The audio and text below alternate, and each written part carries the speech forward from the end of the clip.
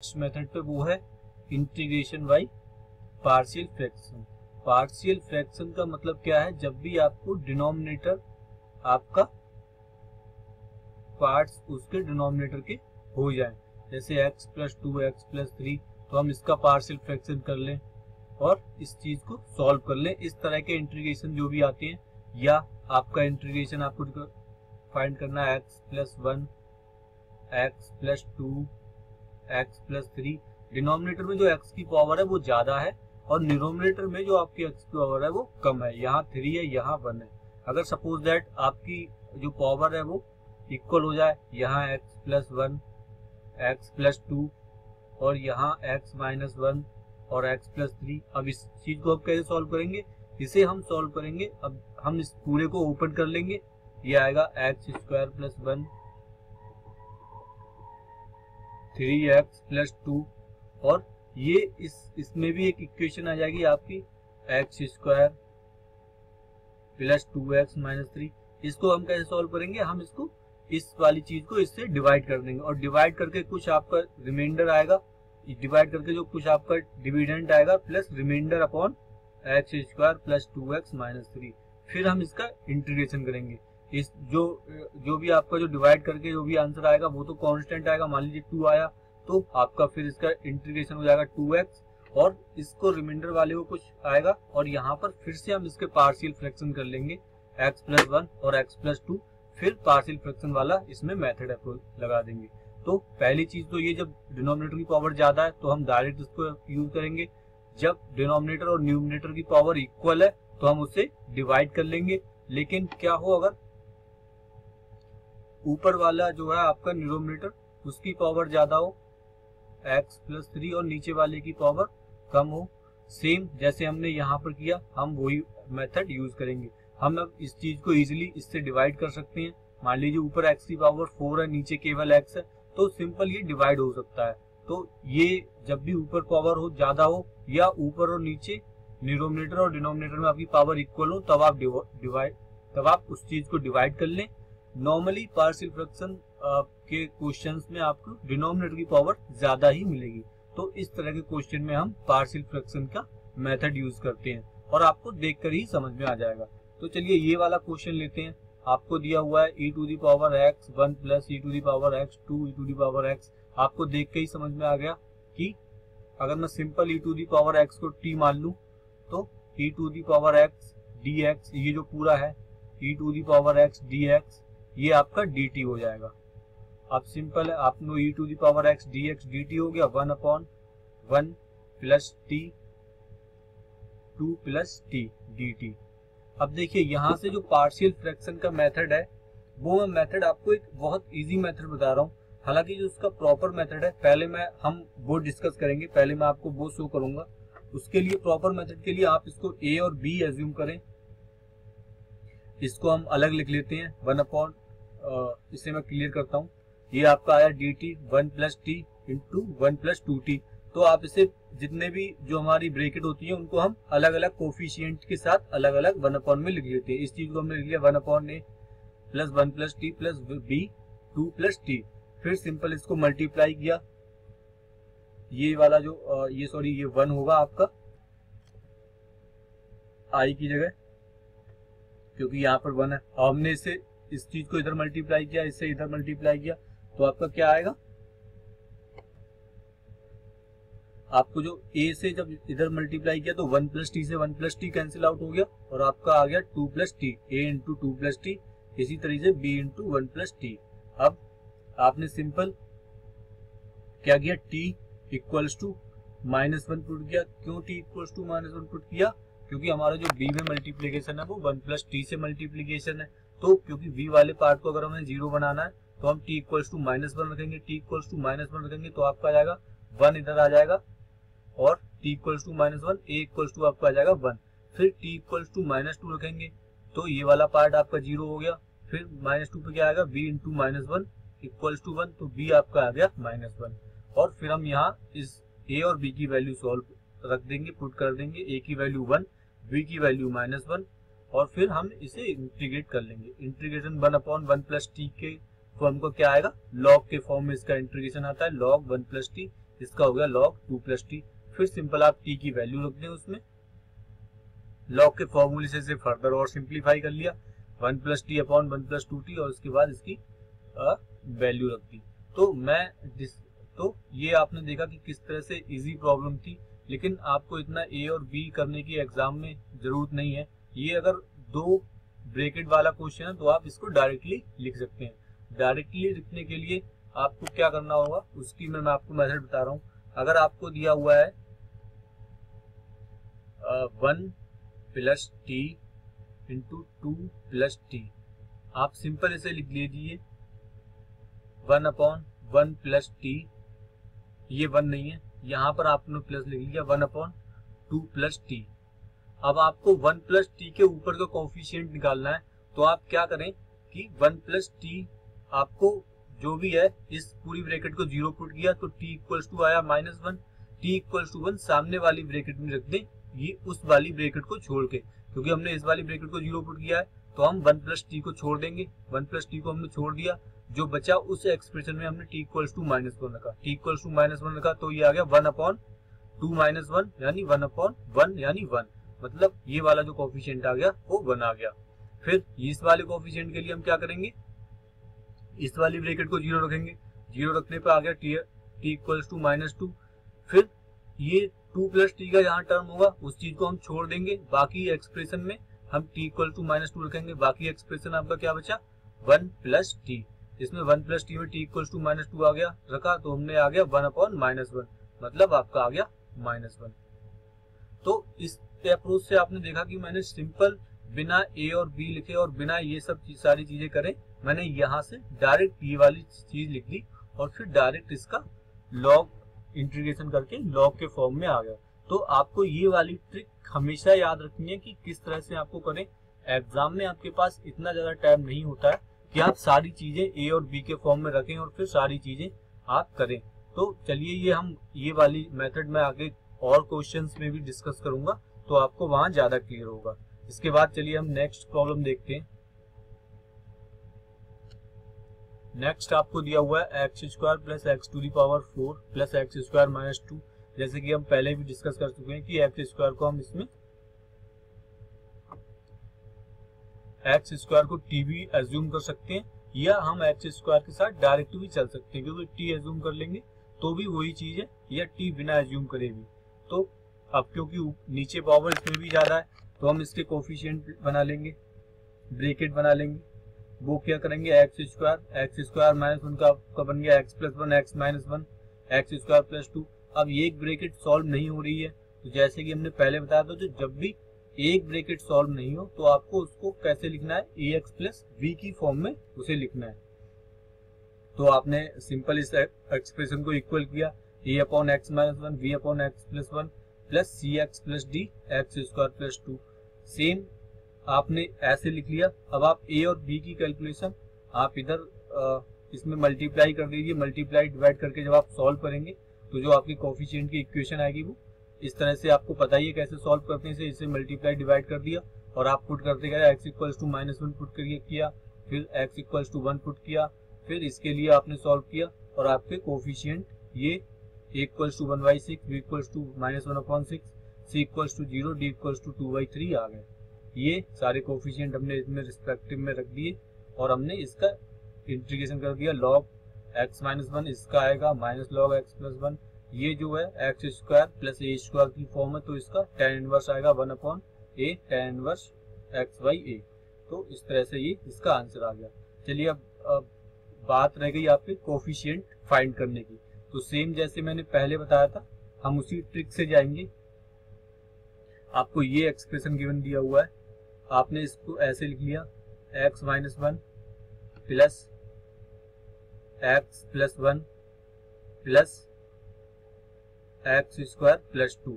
अब यहाँ के कोफिशिएंट निकालने के लिए हम क्या करेंगे, इस वाली टर्म को हम 0 रखेंगे। 0 रखने का मतलब x इक्वल्स टू 1 रखेंगे। इस वाले टर्म को हम छोड़ देंगे, बाकी में x इक्वल्स टू 1 रखेंगे।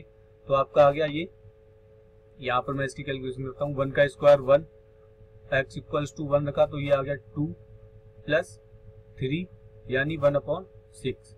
इसका जो कोफिशिएंट आ गया वो डायरेक्टली 1/6 आ गया। फिर x इक्वल्स टू -1 रखेंगे क्योंकि हम इस ब्रैकेट को 0 रखेंगे, तो x इक्वल्स टू -1 रखा तो हमने x प्लस 1 वाले को छोड़ दिया। फिर आपने इसकी कैलकुलेशन करी, आप क्या है x स्क्वायर -1, तो -1 का स्क्वायर 1 प्लस -1 -2, फिर आपको रखा 1 प्लस 3, यानी ये वाला जो आपका कोफिशिएंट आ गया वो -1/6। अब Vx प्लस सी के लिए Vx प्लस सी या Cx प्लस डी की जो फॉर्म है वो थोड़ी आप इम्पोर्टेंट है, उसकी आप ट्रिक ध्यान से देखें। तो उसके लिए चलिए हम कैसे करेंगे, उसके लिए मैं बताता हूं आपको। तो Cx प्लस डी अगर आप ध्यान से देखें तो नीचे भी आपका जो है एक्स स्क्वायर है और ऊपर भी आपका एक्स स्क्वायर है, और अगर आप इन टर्म को और सॉल्व कर लें तो ये भी एक्स स्क्वायर -1 क्या नहीं लिखा हुआ है, मतलब हर जगह ही एक्स स्क्वायर है, मतलब सिंगल एक्स का टर्म आपका नहीं बच रहा है, आप हर जगह एक्स स्क्वायर कर सकते हैं। तो हमेशा ध्यान रखें जब भी एक्स स्क्वायर बन जाए हर जगह तो वहां सी की वैल्यू हमेशा वहां 0 आती है, और डी की वैल्यू कैलकुलेट करने के लिए आपको simple x square equals to -2 put करना है। अब आप कहेंगे कि एक्स स्क्वायर इक्वल्स टू -2 तो हो ही नहीं सकता, तो हाँ नहीं हो सकता, लेकिन ये सिर्फ एक ट्रिक है, ये सिर्फ एक आपको मेथड बताया जा रहा है कि आपको डील कैसे करना है एग्जाम में। आप एक्स स्क्वायर को, तो यहाँ पर क्योंकि हर जगह एक्स स्क्वायर बनना है तो सी की वैल्यू 0। हम नेक्स्ट एक क्वेश्चन और भी लेंगे जिसमें एक्स स्क्वायर नहीं बनेगा, वहां आपको बताएंगे कि सी की वैल्यू कैसे निकाली जाए। प्लस अब यहाँ पर बन गया एक्स स्क्वायर तो सी की वैल्यू 0, प्लस जो डी की वैल्यू है उसके लिए आप एक्स स्क्वायर इक्वल्स टू -2 रखें। एक्स स्क्वायर इक्वल्स टू -2 रखेंगे तो आप कैसे करेंगे इसको, ये आपको आ गया -2, फिर एक्स स्क्वायर -1 -2 -1, फिर एक्स स्क्वायर की जगह -2 इस वाले में रख सकते हैं, नहीं रख सकते हम इस वाले में, जैसे मैंने पहले बताया जो सेम ब्रैकेट होती है उसमें नहीं रखते, तो आपका आंसर आ गया 2/3। तो आपका जो कोफिशिएंट आ गया वो 2/3। आपने यहाँ पर जो कोफिशिएंट आया a की वैल्यू 1/6, b की वैल्यू -1/6, c की वैल्यू 0 और d की वैल्यू 2/3। अब आप देखें कि हमने कितनी इजीली और कितनी कम टाइम में हमने ये वाले सारे कोफिशिएंट कैलकुलेट कर लिए, 1/6, -1/6, 0 और 2,3, जो कोफिशिएंट आपको इन 4 इक्वेशन को सॉल्व करने के और इतनी लंबी चौड़ी कैलकुलेशन करने के बाद फाइंड हुए। अब आप सिंपल ये एक्सप्रेशन पे आप सिंपल यहाँ पर पहुंच गए। अब यहाँ पर पहुंचने के बाद आप इसको इंटीग्रेट कर दें। तो ये जो अप्रोच है बहुत एग्जाम में बहुत ही काम आती है। आप सिंपल करना कुछ नहीं है, बस हर एक एक्सप्रेशन को 0 पुट करते जाएं और उस एक्सप्रेशन को छोड़ के बाकी सारे फैक्टर्स में आप वो वाला जो वैल्यू आई है एक्स की वो वैल्यू पुट करते जाएं और आंसर फाइंड करते जाएं। तो चलिए एक नेक्स्ट प्रॉब्लम देख लेते हैं जिसमें आपका जो सी एक्स वाला टर्म है वो एक्स स्क्वायर हर जगह ना हो। तो इसके बाद नेक्स्ट प्रॉब्लम आपको दी हुई है, ये उससे कुछ मिलती जुलती ही प्रॉब्लम है। पहले हम इसका वो मेथड डिस्कस कर लेते हैं, अब क्योंकि नीचे जो एक्स स्क्वायर प्लस 1 है, अब ये नहीं हो सकता ये वाली ब्रैकेट फर्दर सॉल्व, तो इसमें बी एक्स प्लस सी का टर्म आएगा। तो अब हम इसको कैसे लिख लेंगे, इस वाले टर्म को x square plus x plus 1, x square plus 1, इसे a अपॉन एक्स प्लस 2 जो सिंपल वाली है उसमें बी एक्स प्लस सी का टर्म लिख लिया। फिर सिंपल वही मेथड है जो हमारा मेथड हुआ करता था, हमने इसमें इधर इसमें गुणा करी और इसमें इधर मल्टीप्लीकेशन किया और इस चीज को सॉल्व किया। तो सॉल्व करके आप x इक्वल्स टू -2 पुट किया और फिर एक रिलेशन आएगा आपका, फिर आपने कोफिशिएंट इनके कंपैरिजन कर लिए और फिर इस तरह से आपने 3 इक्वेशन बनाई और तीनों के अलग अलग कोफिशिएंट निकाल लिए और उनमें वैल्यू पुट कर दी। वैल्यू पुट करने के बाद आपका जो आया 3/5 x प्लस 5, ये वाली जो चीज हो गई ये लॉग की चीज हो गई, और जो आपका नीचे वाला एक्सप्रेशन आया इसको हम t मान के भी कर सकते हैं।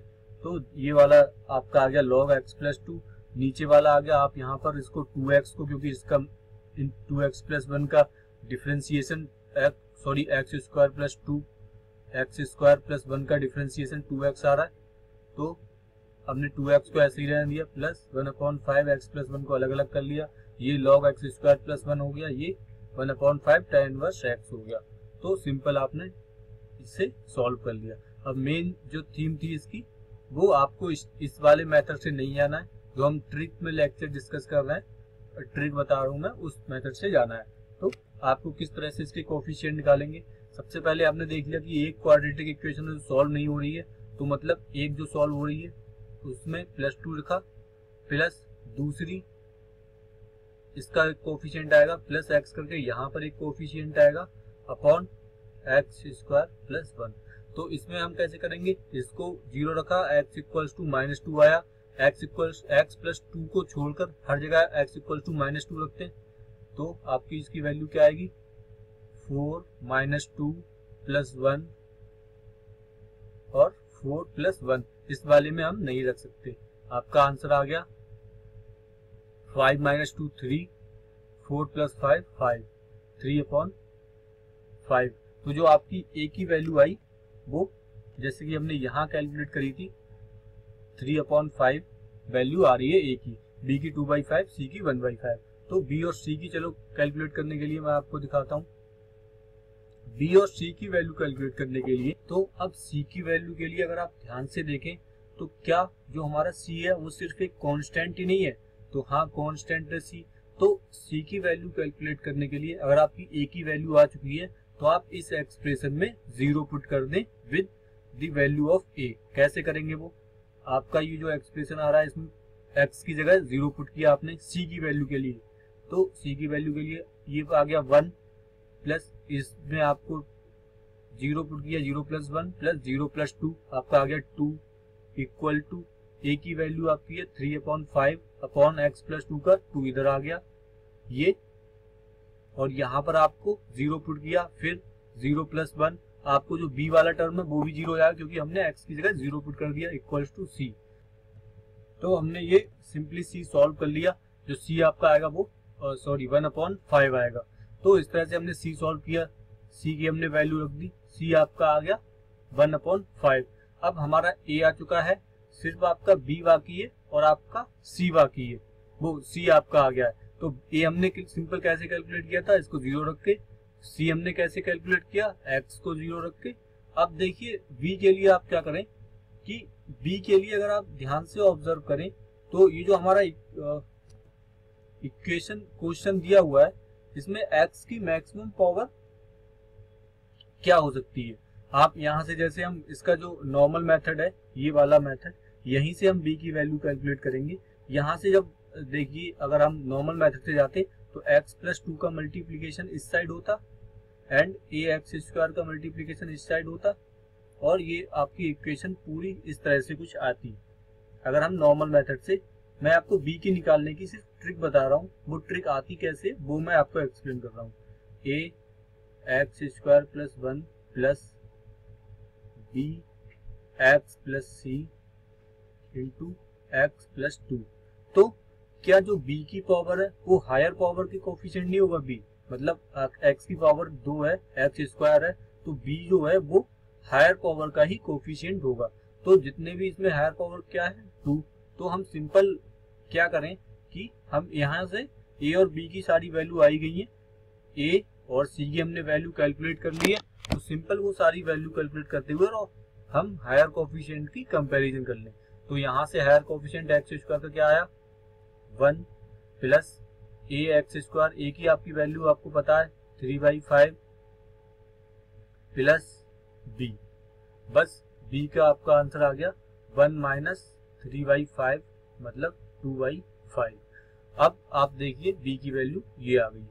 अब आप देखिए ये तो मैंने एक्सप्लेन किया, अगर आप एग्जाम में इस पर काम करेंगे, जब आप इससे अधिक से अधिक प्रैक्टिस करेंगे और जो हमने क्वेश्चन नीचे प्रैक्टिस के लिए डाले हैं उनको प्रैक्टिस करेंगे, तो आप इस चीज को 1 मिनट भी नहीं लगाएंगे इसको सॉल्व करने में। जब भी आपका bx + c टाइप एक्सप्रेशन आए तो हमेशा याद रखिए जो ब्रैकेट पूरी सॉल्व हो रही है उसको 0 पुट किया, x = -2 पे निकालनी, फिर bx + c के लिए कांस्टेंट टर्म है क्योंकि c, तो c के लिए हमने क्या किया x = 0 सारे एक्सप्रेशन में रख दिया, a की वैल्यू हमें पता ही है b 0 हो जाएगा, तो वहां से c की वैल्यू कैलकुलेट कर ली आपने 1/5। फिर आपने क्या किया, b की वैल्यू पुट करने के लिए जो भी हायर कोफिशिएंट है उनका कंपैरिजन कर लिया।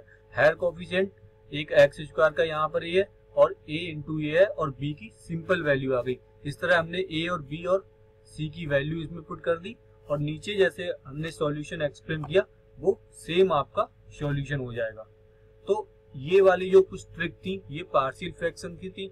इसके बाद आपको कुछ प्रॉब्लम दी हुई है, जैसे ये वाली problem 1/x x to the power 4 + 1। आप सिंपल कैसे करोगे इसको पार्शियल फ्रैक्शन कैसे करोगे, 1/x a/1/x प्लस v इसे x² - 1 को लिख लेंगे x + 1 x - 1, फिर x² + 1 के जो टर्म आएगा उसमें cx + d या आगे तक कोफिशिएंट जाता होगा उस तरह से इसे करेंगे। फिर नीचे वाली प्रॉब्लम में इसमें हम कैसे करेंगे, sin x को t मानेंगे और फिर इसे कन्वर्ट कर लेंगे cos x dx आपका dt हो जाएगा। तो ये 1/1 - t 2/2 + t। हालांकि इस पार्शियल फ्रैक्शन पे ज्यादा टिपिकल क्वेश्चन नहीं आते हैं, मैंने ये देखा है एग्जाम में, पर फिर भी क्योंकि ये मेथड है, अप्रोच है, आपको पता होना चाहिए। तो गाइस इस लेक्चर में हमने various techniques of indefinite integral discuss करी। होप आपको वीडियो पसंद आया हो। अगर आपको कोई प्रॉब्लम है तो आप हमें कमेंट बॉक्स में छोड़ सकते हैं। इसके बाद हम नेक्स्ट लेक्चर देखेंगे जिसमें हम वेरियस काइंड्स ऑफ इंटीग्रल कैसे सॉल्व करते हैं। साइन एक्स जब ट्रिग्नोमेट्रिक फंक्शन होता है तब उसको कैसे डील करेंगे, या इरेशनल फंक्शन को, और कुछ मिसलेनियस टाइप भी हम नेक्स्ट लेक्चर में देखेंगे जो इंटीग्रेशन का है। तो गाइस थैंक्स फॉर वॉचिंग।